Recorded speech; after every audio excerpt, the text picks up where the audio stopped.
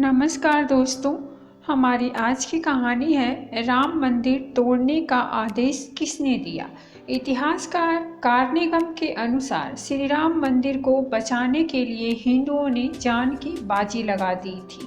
1,74,000 हिंदू वीरों के बलिदान के बाद ही मुगल मंदिर को हानि पहुंचा सके थे।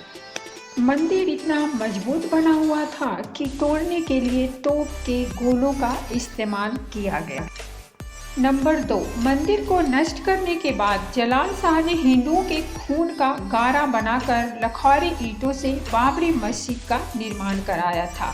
नंबर 3, भीठी नरेश महताब सिंह को जब मंदिर पर आक्रमण करने की जानकारी मिली तो उन्होंने बद्रीनाथ तीर्थ यात्रा रद्द कर और सैनिकों के साथ मीरबाकी से भिड़े। 17 दिनों तक चली भीषण जंग दोनों ओर के असंख्य सैनिक मारे गए।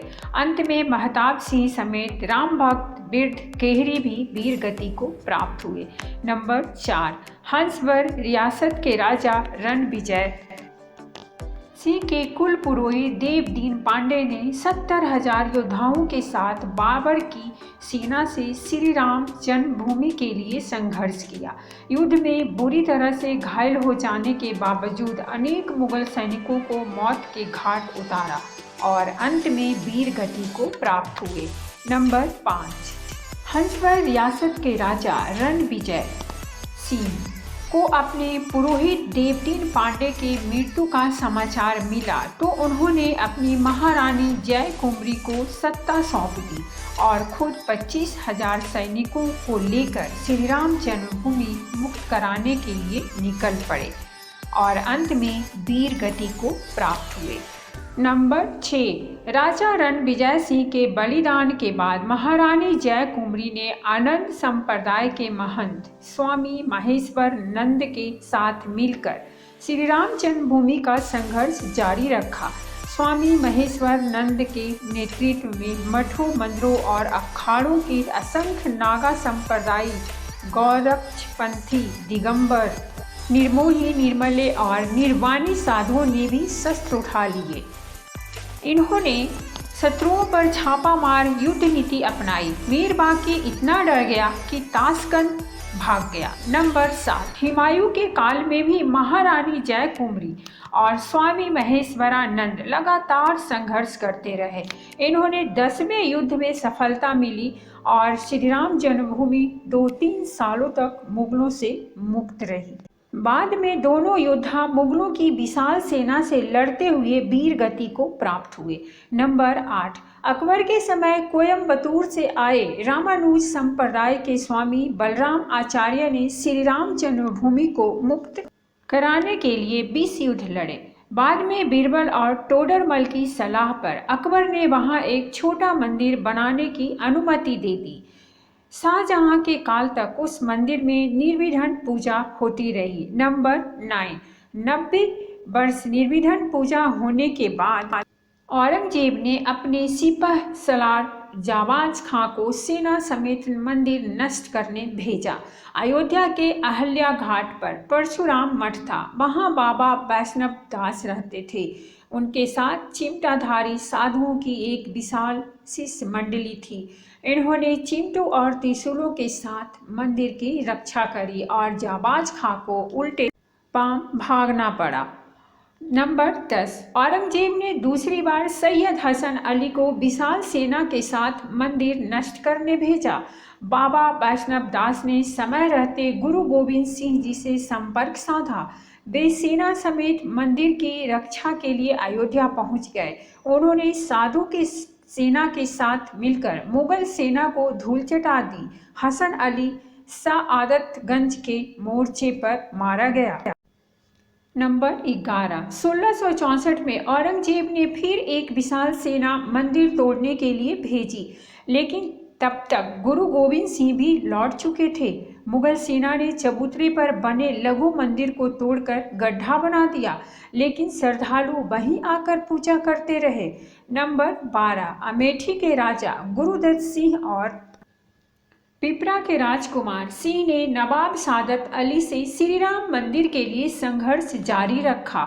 हिंदुओं के लगातार हमलों से तंग आकर नवाब ने पूजा और नमाज दोनों की अनुमति दे दी। नंबर 13, आज़ादी से पहले एक अंग्रेज सिपाही अब्दुल बरकत ने फैजाबाद जिलाधीश के नायर के सामने बयान दिया कि 22-23 दिसंबर 1941 की रात करीब 2 बजे उसने मस्जिद के अंदर हल्की रोशनी देखी, जो बाद में सुनहरी हो गई। इसके बाद घुंघराले बालों वाले 4-5 साल के एक सुंदर युवक को देखकर हैरान हो गया। थोड़ी देर बाद देखता है कि मुख्य द्वार का ताला टूटा हुआ है और मस्जिद में हिंदुओं की भीड़ एक सिंहासन पर मूर्ति रखकर पूजा कर रही है। नंबर 14, राम मंदिर आंदोलन के दौरान मुलायम सिंह यादव ने कहा था कि विवादित ढांचे पर परिंदा भी पर नहीं मार सकता। 30,000 से ज़्यादा सुरक्षाकर्मी अयोध्या में तैनात कर दिए, लेकिन कोलकाता के कोठारी बंधुओं ने मुलायम सिंह के दावे की हवा निकाल दी। 23 साल के राम कुमार कोठारी और 20 साल के शरद कोठारी राम मंदिर के प्रति इतने समर्पित थे कि 200 किलोमीटर का रास्ता उन्होंने पैदल ही तय किया था।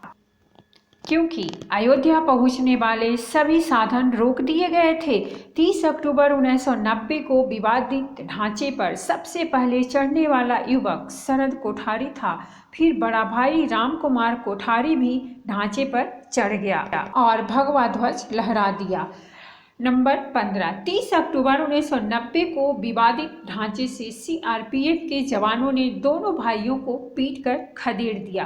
बाबर ने 1528 में अपने सेनापति वीर माकी को अयोध्या के राम मंदिर को तोड़ने का आदेश दिया।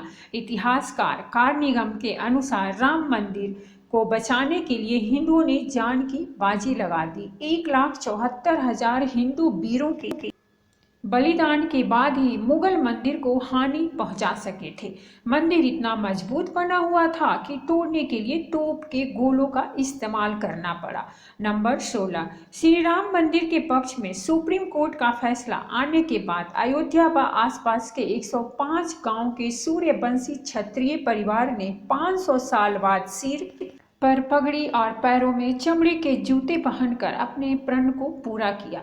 दरअसल इनके पूर्वजों ने 16वीं सदी में मंदिर बचाने के लिए मुगलों से युद्ध लड़ा था, लेकिन वे युद्ध हार गए थे।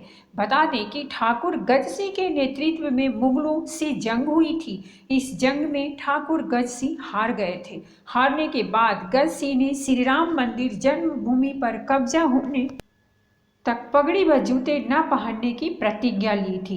इसी प्रतिज्ञा का पालन उनकी आने वाली पीढ़ियों ने भी किया।